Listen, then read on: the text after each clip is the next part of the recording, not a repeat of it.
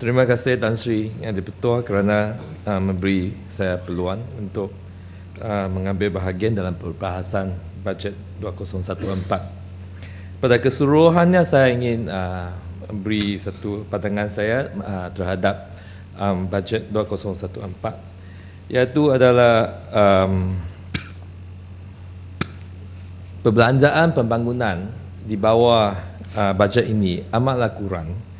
Ia hanya merupakan 17.6% daripada jumlah perbelanjaan yang kita akan meluluskan di Dewan ini. Sebagai satu negara untuk kita nak memajukan atau memanggungkan, jikalau jumlah perbelanjaan yang kita belanjakan hanya 17.6% saja yang digunakan untuk pembangunan, yang bakinya untuk pengurusan. Ini bermakna bahawa itu kadar pembangunan negara kita akan dilambatkan, dan ini juga menunjukkan bahawa pengurusan kerajaan kita tidak berapa efisien. Dan kalau kita meneliti apa yang angka-angka yang diberi dalam bajet ini, buku bajet itu, satu perkara yang amat tidak masuk akal adalah kerajaan telah potong subsidi ini, subsidi diesel, subsidi petrol, subsidi gula, subsidi telah dipotongkan. Seharusnya perbelanjaan pengurusan seharusnya akan dikurangkan kerana subsidi telah dipotongkan. Tetapi ini sebaliknya, kalau kita bandingkan angka dalam bajet 2014 dengan 2013, iaitu tahun ini, perbelanjaan pengurusan tidak kurang, tetapi tambah lagi lebih kurang 17 bilion. Satu angka yang begitu besar. Apakah sebabnya? Apakah sebabnya walaupun kita kurangkan subsidi begitu banyak, berbilion-bilion subsidi yang telah dikurangkan, yang subsidi yang sepatutnya memberi manfaat kepada rakyat telah dikurangkan, tapi perbelanjaan pengurusan masih bertambah, dan bukan tambah 1 bilion, 2 bilion, tapi tambah dengan angka 17 bilion. Oleh itu, ia memberi satu amaran kepada kerajaan bahawa you have to look seriously into the workings of the government, pentadbiran negara kita. Mengapa begitu tidak efisien? Yang menunjukkan satu tidak efisien on the part of the government. Dan isu kedua yang saya ingin membangkitkan adalah berkenaan GST yang telah penjelasan Bandar Kuching sini. Ya. Okey, terima kasih Tuan Ketua.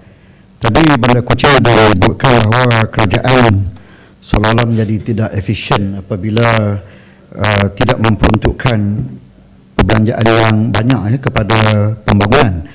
Jadi bolehkah Bandar Kuching memberikan satu cadangan kepada kerajaan, apakah pembangunan-pembangunan yang dimaksudkan oleh Bandar Kuching untuk dibuat lagi oleh kerajaan? Oleh kerana yang dicadangkan oleh kerajaan sikit sangat, tak cukup.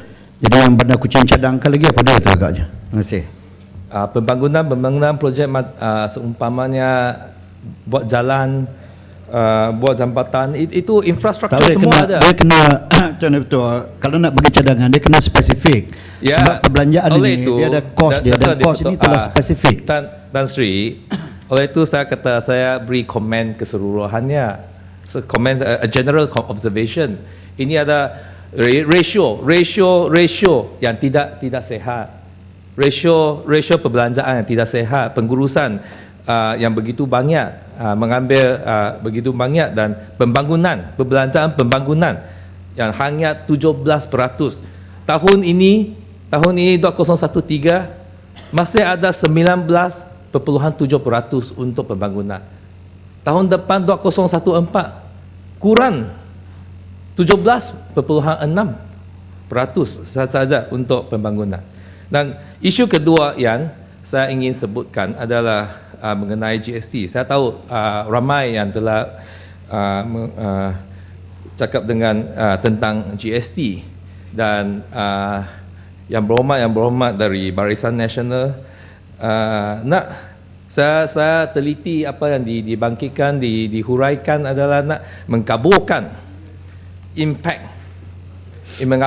impact sebenarnya GST dengan mengatakan sekiranya GST dilaksanakan, diimplementasikan, sales tax, service tax akan dimansuhkan, seolah-olah mungkin sesetengah barangan akan harga barangan akan dikurangkan. Dan apa yang kita nak lihat adalah bottom line-nya. Yang disebutkan oleh, bukan saya, yang disebutkan oleh Finance Ministry Secretary General Muhammad Iwan. The government expects to earn 23.18 billion in the first 9 months of implementation of GST. He said yesterday dengan izin. Dan dia sebut juga, if the government remain with the current sales and services tax, it will only receive revenue 14.4 billion for the same period. Maksudnya, dalam tempoh 9 bulan, kalau SST, Sales and Services dipakai, hanya 14.4 bilion. Tetapi kalau pakai GST, kerajaan akan kutip 23.18 bilion, bertambah 8.78 bilion, iaitu tambahan kutipan cukai. Dan untuk tempoh 9 bulan saja.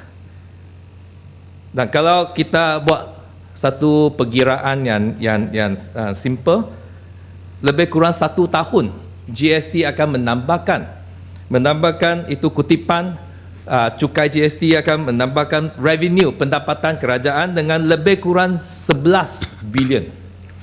Dari mana itu 11 bilion datang? Memangnya daripada pengguna-pengguna, daripada rakyat.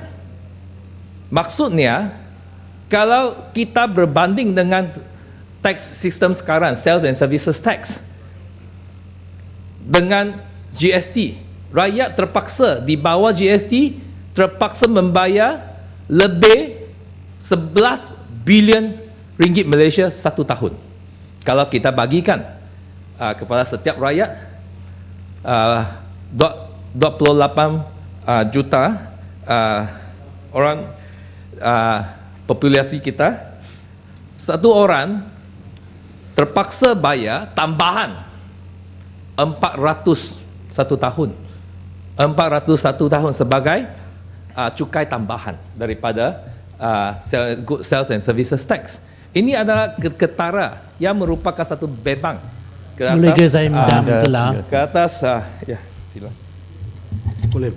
Saya dengar seolah-olah Yang Berhormat lupa bahawa GST ni orang yang lebih kaya yang belanja lebih akan bayar lebih. Seolah kita tak boleh puratakan.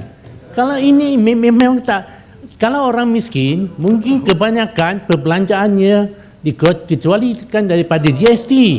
Kalau cara purata ini tak adil. Cara purata tak purata ini tak ada, tapi hakikatnya tambahan bayaran cukai oleh rakyat adalah 11 bilion. 11 bilion jika kita banding dengan goods and services tax. Ini kenyataan. Apa salahnya kalau dia datang daripada orang yang kaya? Oleh Secretary General of Treasury Department. Ini tak dapat didafikan. Oleh itu apa-apa yang dikatakan oleh yang berhormat daripada Barisan Nasional ini bahawa mungkin akan kurang lagi. Ini semua untuk mengkaburkan, untuk menipu rakyat saja. Boleh mana kucing? Gopeng. Saya okey. Tak, saya juga rasa bandar kucing ni ambil benda yang terlampau simple. Kita kena rasa bahawa walaupun kutipan cukai bertambah, saya yakin kerajaan introduce GST ini supaya kutipan cukai akan lebih efisien. Bandar Kuching orang yang hebat. Kita tak bolehlah simplify the whole thing hanya dengan niat untuk menghasut rakyat, konon-kononnya rakyat ni terbeban. Terima kasih. Itu memang pandangan Gopeng Aram. GST. Kudim baru. Tapi itulah sudah ternyata oleh kerajaan bahawa untuk meningkatkan pendapatan mereka. So, oleh itu mereka melaksanakan GST. Bagaimana meningkatkan pendapatan mereka dengan menguti cukai daripada rakyat. Berapa? Tambahan 11 bilion. Itulah hakikatnya, itulah angka yang diberi oleh Secretary General of Treasury Department, bukan saya. Ya, silalah Mati Gazah. Satu lagi yang saya minta mencela ialah jangan lupa bahawa satu lagi faedah. Tan Sri, saya bagi Batu Gazah. Kenapa terperau sana? Sudah ada chance sudah. Terima kasih Yang Berhormat Bandar Kuching. Daripada kenyataan yang dibuat oleh Yang Berhormat Bandar Kuching tadi mengatakan bahawa kutipan kerajaan akan meningkat kepada 11 bilion. Adakah Yang Berhormat mengatakan bahawa keseluruhannya rakyat akan dimiskinkan sebanyak 11 bilion? Kerana 11 bilion itu akan menjadi hasil kepada kerajaan.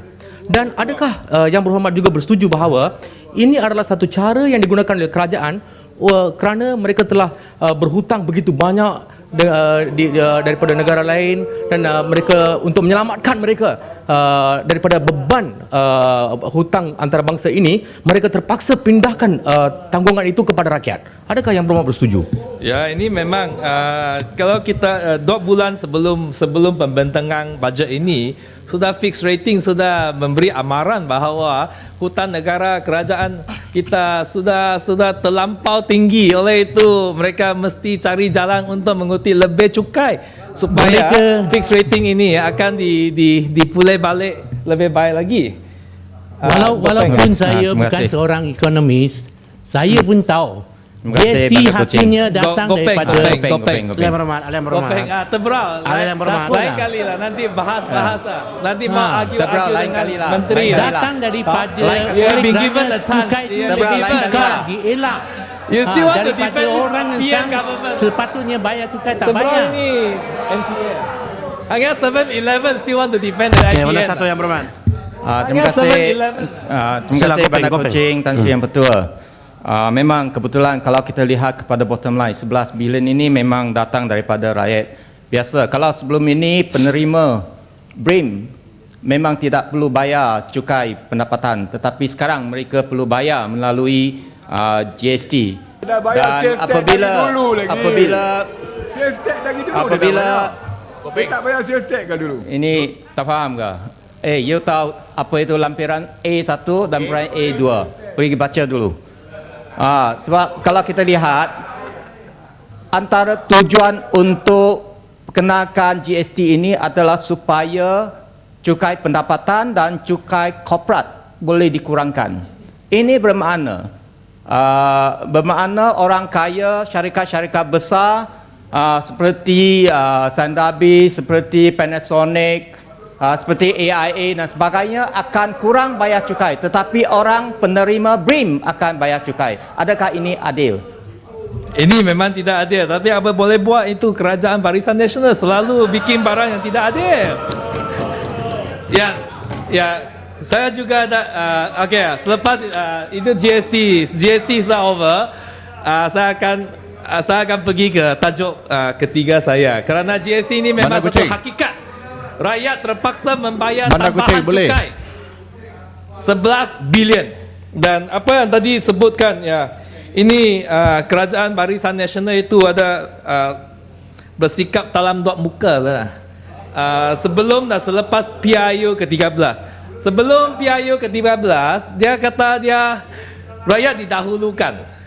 Selepas PIU 13, bajet yang pertamanya dia sudah membebankan rakyat. Dan sebelum PIU ke-13, 505 mansuhkan ISA. Selepas PIU ke-13, dia PCA, Prevention of Crime Act.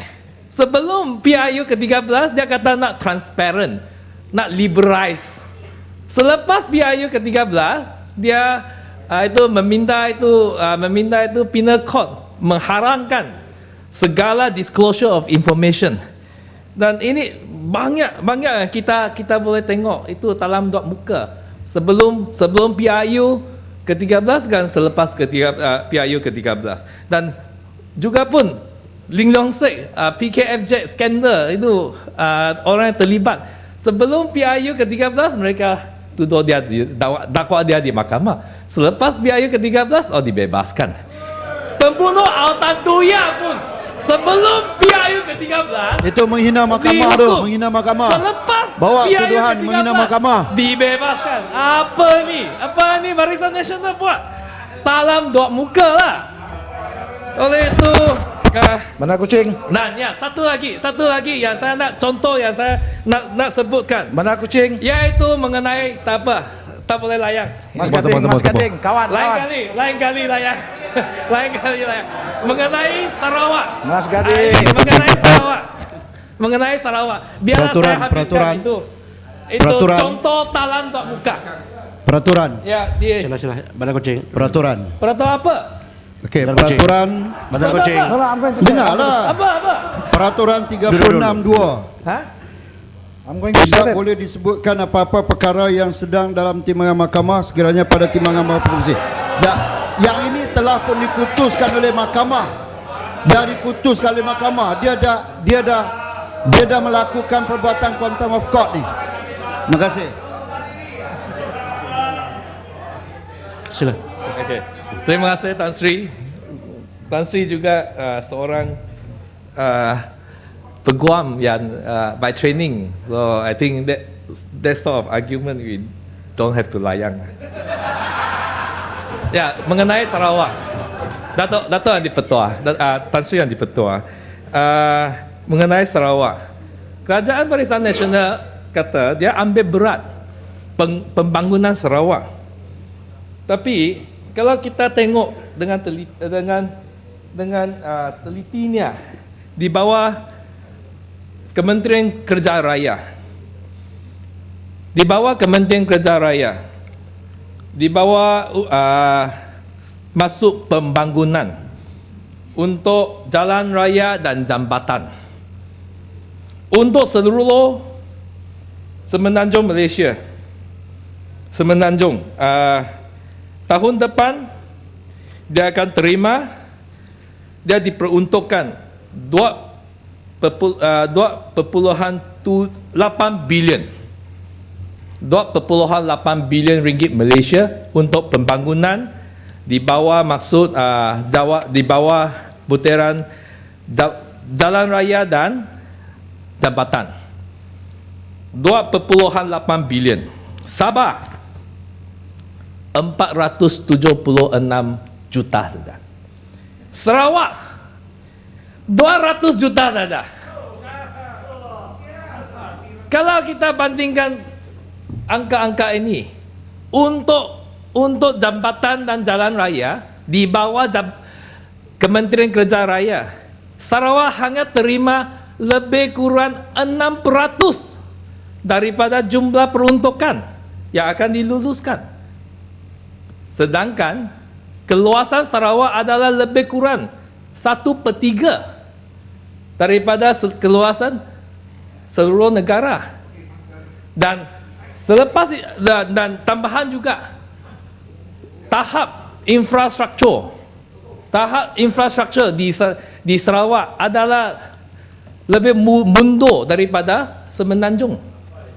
Dan dengan ratio peruntukan sebegitu yang tidak adil. Bagaimana juran tahap pembangunan infrastruktur dapat kita kurangkan? Oleh itu saya fikir, saya tengok angka ini, saya rasa ini memang Sarawak telah dianaktirikan oleh barisan kerajaan sepanjang masa ini, masa sekarang dan masa depan juga. Babi Bandar akan terus Kuching. dianaktirikan. Tan Sri. Babi, saya nak tanya, Oh, ya. Silakan. adakah YB setuju kalau bantuan daripada kerajaan persekutuan kepada Mana saja Pulau Berhad? Penang berdasarkan kepada Bila dia jadi keluasan? kapal? Mau ganti kapal kah? Kapal paling besar di Malaysia 150,000 pengundi. Boleh kah? Terima kasih Tan Sri Speaker. Sabar dulu bang. Ni nak kacau saya saja Tan Sri Speaker. Bagi dia arahan Tan Sri Speaker. Selalu kacau saya. Dia dekat rumah bahasa Tamil. Tapi kat sini dia tak nak bahasa Tamil. Dia pandai, banyak pandai Tan Sri Speaker. Ha. Ini saya nak balik. Dia Melayu Nanti dalam bahasa saya nanti saya tekankan. Yang ni balik kepada isu kucing yang berhormat kucing tadi saya nak tekankan. Yang berhormat kucing tadi saya nampak ahli-ahli parlimen daripada Sabah dan Sarawak menekankan bahawa bajet 2004 ahli-ahli parlimen daripada Sabah Sarawak Barisan Nasional menekankan bahawa seolah-olah bajet 2014 ni refleksnya adalah terlalu bagus kepada warga Sabah dan Sarawak, manakala yang berhormat kucing menekankan sebaliknya. Apakah rasional yang berhormat kucing mengatakan bajet ini sebenarnya menganiaya warga Sabah dan Sarawak, kerana saya rasa Barisan Nasional hari ini mentadbir kerajaan persekutuan hasil daripada ahli-ahli yang berhormat menang daripada Sabah dan Sarawak. Penjelasan. Ya, ini angka tidak bohong. Angka-angka yang berada dalam itu buku ini tidak berbohong. Ini menunjukkan hanya 6% daripada peruntukan untuk pembangunan di bawah Kementerian Kerja Raya ini diperuntukkan untuk Sarawak saja. Dan untuk menjawab soalan yang ditanya oleh yang berhormat Kapar mengenai kenapa Sarawak itu fixed deposit state tetapi terabai. Ya, jawapannya mungkin kita boleh dapat daripada ucapan yang amat berhormat Perdana Menteri di Penang beberapa hari lalu. Ya, dia kata ini. Beliau kata ini. Penang slip away from Barisan Nasional's clutches because of the ruling coalition's own success at developing a generation of critical-minded voters. So, what he says, in Penang, Barisan Nasional is a victim of their own success. Kerana ada pengundi-pengundi yang bijaksana, yang critical-minded. Oleh itu, untuk fixed deposit state seperti Sarawak, Sabah, pembangunan tetap boleh diberi dengan pesatnya. Kerana kalau ke pesatnya pembangunan, maka orang-orang di Sarawak, Sabah, khususnya di luar bandar, mereka ada lebih bijaksana, lebih critical minded. Dan oleh itu, kalau begitu, Barisan Nasional memang akan kalah. Inilah satu pengakuan oleh yang amat berhormat Perdana Menteri bahawa orang yang bijaksana tak akan sokong Barisan Nasional. Ya, itu dia, critical minded voters. Oleh itu mungkinlah ini sebabnya supaya mengekalkan, meneruskan penguasaan mereka on political reason peruntukan untuk membangunkan Sabah dan Sarawak telah dikurangkan supaya kadar pembangunan di Sabah dan Sarawak boleh dilambatkan supaya penguasaan Barisan Nasional boleh dipanjangkan.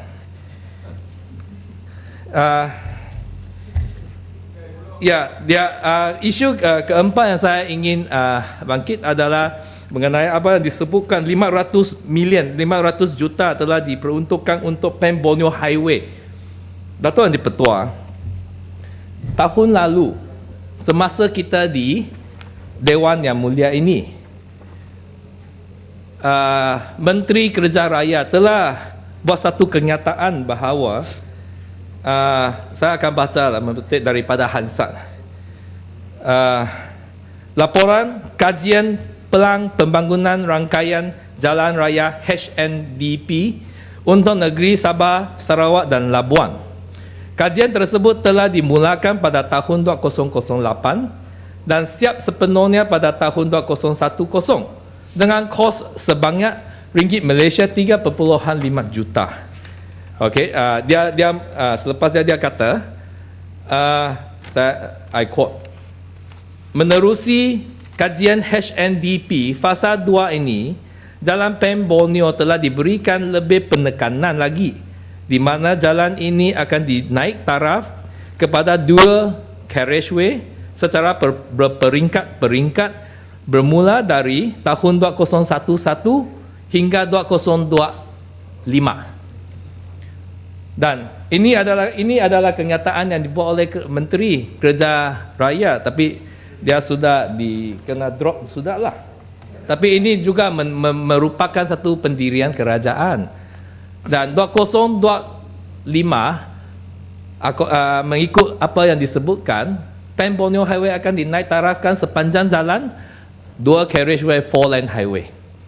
Tahun depan 2014 sudah. Hanya 500 juta diperuntukkan. Satu kos yang diangkakan, kos yang dirangkakan untuk menaik taraf sepanjang jalan Pen Borneo Highway itu kepada 2 carriageway adalah 22 bilion. Ini juga yang adalah disebutkan oleh Menteri Kerja Raya sebelum itu. 22 bilion untuk menyempurnakan itu Pen Borneo Highway sebagai 2 carriageway. Tahun ini hanya 500 juta. Kalau kita kira tahun ini hingga 2025 hanya 12 tahun saja. Tapi kalau dengan kadar peruntukan 500 juta satu tahun, kita nak ambil masa 44 tahun untuk menaik taraf seluruh itu Pen Borneo Highway. Mana kejujurannya? Oleh itu saya kata itu cakap tidak serupa bikin. Bikin tidak serupa cakap. Kucing, boleh mencelah. Boleh. Pen Borneo Highway. Kalau kita guna Pen Borneo Highway, sudah garanti kita akan singgah di Seri Aman. Tahun 2010, saya pernah turun ke situ untuk membantu.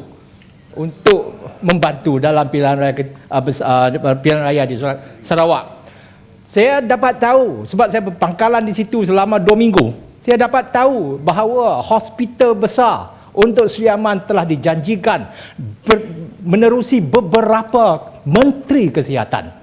Jadi saya nak tanya, setakat ni kalaulah tema bajet 2014 ialah untuk memperteguhkan ketahanan ekonomi, memperkasakan transformasi dan melaksanakan janji. Apa yang telah terjadi kepada hospital besar Seri Aman yang telah dijanji-janjikan melebihi 15 tahun sehingga ini. Ini biasalah, ini Barisan Nasional apa boleh buat. Selamat 2 Tapi minit. orang semangat sokong dia juga suka ditipu.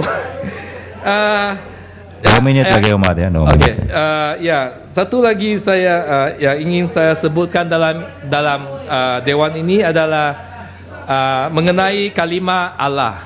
Kalimah Allah yang telah kerajaan dalam negeri, menteri dalam mahkamah, so hati-hati ya.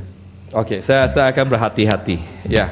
Tapi apa yang disebutkan oleh menteri-menteri adalah amat mengelilukan. Pada hari 21 Oktober, Menteri Dalam Negeri kata, only ban Herod from using Allah. Only ban Herod. Alkitab boleh guna. Tapi pada hari yang sama, yang amat berhormat Perdana Menteri kata, cannot be used in West Malaysia, can be used in Sabah dan Sarawak. Dan ini juga